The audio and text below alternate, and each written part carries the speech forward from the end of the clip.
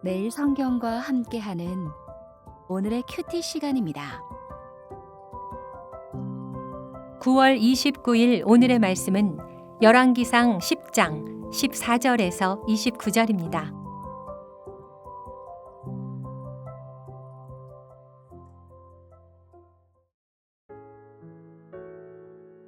솔로몬의 세입금의 무게가 금 666달란트여 그 외에 또 상인들과 무역하는 객상과 아라비아의 모든 왕들과 나라의 고관들에게서도 가져온지라.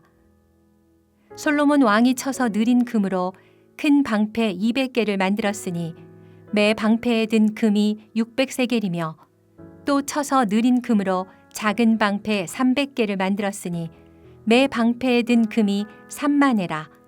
왕이 이것들을 레바논 나무궁에 두었더라. 왕이 또 상아로 큰 보좌를 만들고 정금으로 입혔으니 그 보좌에는 6층계가 있고 보좌 뒤에 둥근 머리가 있고 앉는 자리 양쪽에는 팔걸이가 있고 팔걸이 곁에는 사자가 하나씩 서 있으며 또 12사자가 있어 그 6층계 좌우편에 서 있으니 어느 나라에도 이같이 만든 것이 없었더라. 솔로몬 왕이 마시는 그릇은 다 금이요 레바논 나무궁의 그릇들도 다 정금이라 은기물이 없으니 솔로몬의 시대에 은을 귀히 여기지 아니함은 왕이 바다에 다시스 배들을 두어 히람의 배와 함께 있게 하고 그 다시스 배로 3년에 한 번씩 금과 은과 상아와 원숭이와 공작을 실어 왔음이더라. 솔로몬 왕의 재산과 지혜가 세상의 그 어느 왕보다 큰지라. 온 세상 사람들이 다 하나님께서 솔로몬의 마음에 주신 지혜를 들으며 그의 얼굴을 보기 원하여 그들이 각기 예물을 가지고 왔으니 곧 은그릇과 금그릇과 의복과 갑옷과 향품과 말과 노새라 해마다 그리하였더라. 솔로몬이 병거와 마병을 모으매 병거가 1,400대여 마병이 12,000명이라. 병거성에도 두고 예루살렘 왕에게도 두었으며 왕이 예루살렘에서 은을 돌같이 흔하게 하고 백향목을 평지에 뽕나무같이 많게 하였더라. 솔로몬의 말들은 애굽에서 들여왔으니 왕의 상인들이 값주고 산 것이며 애굽에서 들여온 병거는 한 대에 은 600세겔이요 말은 한 필에 150세겔이라. 이와 같이 햇사람의 모든 왕과 아람 왕들에게 그것들을 되팔기도 하였더라.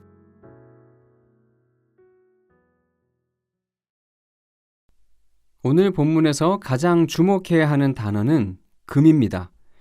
14에서 25절에 금 혹은 정금이라는 단어가 10회 이상 쓰여서 솔로몬의 왕궁으로 엄청난 양의 금이 유입되고 있음을 강조합니다.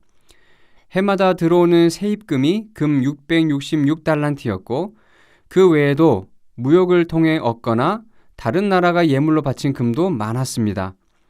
참고로 금 한 달란트를 34kg으로 잡고 666달란트를 환산하면 22톤이 넘습니다.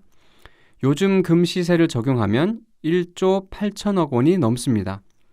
그게 다가 아니었으니 어마어마한 양의 금이 솔로몬의 왕궁으로 유입되고 있었습니다.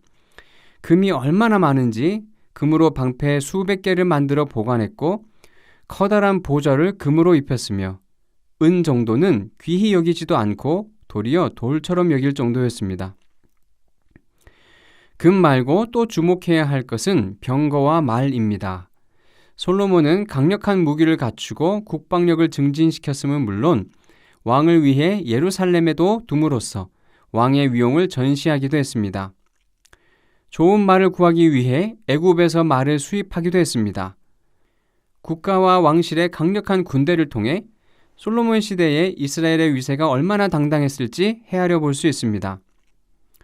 오늘의 기록은 일견 솔로몬이 이스라엘의 부국 강병을 이룬 그 업적을 칭송하는 것처럼 보이지만 성경 저자의 의도는 다른 데 있습니다. 신명기 17장 16절에서 20절을 보면 이스라엘의 왕이 주의할 점과 유념해야 할 점이 기록되어 있는데 특히 16절과 17절에는 왕이 해서는 안 될 일이 무엇인지 명시하고 있습니다. 신명기 17장 16절 17절을 읽어보겠습니다. 그는 병마를 많이 두지 말 것이요 병마를 많이 얻으려고 그 백성을 애굽으로 돌아가게 하지 말 것이니 이는 여호와께서 너희에게 이르시기를 이후에는 그 길로 다시 돌아가지 말 것이라 하셨음이며 그에게 아내를 많이 두어 그의 마음이 미혹되게 하지 말 것이며 자기를 위하여 은금을 많이 쌓지 말 것이니라. 이것이 이스라엘 왕이 지켜야 할 하나님의 율법이었습니다. 이 율법을 기준으로 오늘 본문을 보면 이 기록은 솔로몬의 업적에 대한 칭송이 아니라 병마를 많이 두고 병마를 얻기 위해 애굽과 교역하고 자기를 위해 은금을 쌓은 솔로몬에 대한 고발임을 알 수 있습니다. 여기서 우리는 지혜를 비롯한 하나님이 주신 선물의 사용 문제를 생각해 볼 수 있습니다.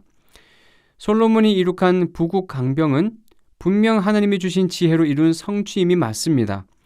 하나님이 주신 지혜가 없었다면 제 아무리 솔로몬일지라도 이 정도의 부를 이루고 힘을 가질 수 없었을 것입니다. 하지만 하나님이 주신 지혜를 사용해서 이룬 것이라 해도 하나님의 뜻에 반할 수 있습니다. 솔로몬이 하나님이 주신 지혜로 신명기의 율법에 금한 일들을 시행한 것을 보면 확인할 수 있습니다. 하나님의 선물은 중립적입니다. 그것으로 하나님의 뜻을 받들 수도 있고 반대로 하나님의 뜻을 거역할 수도 있습니다. 우리는 하나님의 선물만 바랄 것이 아니라 하나님의 선물을 하나님의 뜻대로 사용하는 데 힘과 마음을 쏟아야 합니다. 많은 것을 바라기보다 하나님이 주신 적은 일에 충성하는 사람이길 소원합니다. 그렇다면 하나님이 주신 선물을 어떻게 써야 하나님의 뜻대로 쓰는 것일까요? 어제도 말씀드렸지만 솔로몬의 치세 초기에 그 답이 있었습니다. 솔로몬이 하나님의 지혜를 올바르게 사용했을 때 그 혜택이 백성에게까지 주어졌습니다. 제일 하층민이라 할 수 있는 창기가 정의롭고 공평한 판결의 혜택을 받았고 백성이 배불리 먹으며 평화롭게 지냈습니다. 금, 상아, 백향목, 공작, 원숭이 등 온갖 기이한 사치품을 들여와서 왕궁 안에 쌓아두는 오늘 본문의 상황과 분명히 달랐습니다. 하나님의 선물은 나를 위해서가 아니라 이웃을 위해서 쓰도록 주어진 것입니다. 하나님은 나의 필요를 채우시지만 나를 통해 다른 사람의 필요도 채우기를 원하십니다. 내게 꼭 필요한 것 이상의 것이 있다면 타인을 위해 쓰라고 주신 하나님의 선물이 아닐까요? 기도하겠습니다. 모든 것의 주인이시며 우리에게 좋은 것으로 채우시는 하나님 감사합니다. 오늘 우리에게 있는 것들 역시 하나님이 주신 선물임을 고백합니다. 이것으로 돈을 쌓고 권력을 쟁취하며 내 욕심을 채우려 하지 않겠습니다. 하나님의 뜻을 따라 내 곁에 사람들과 나누며 하나님의 은혜가 저를 통해 흘러가게 하겠습니다. 오늘도 은혜의 통로로 살 수 있도록 도와주십시오. 예수님의 이름으로 기도합니다. 아멘.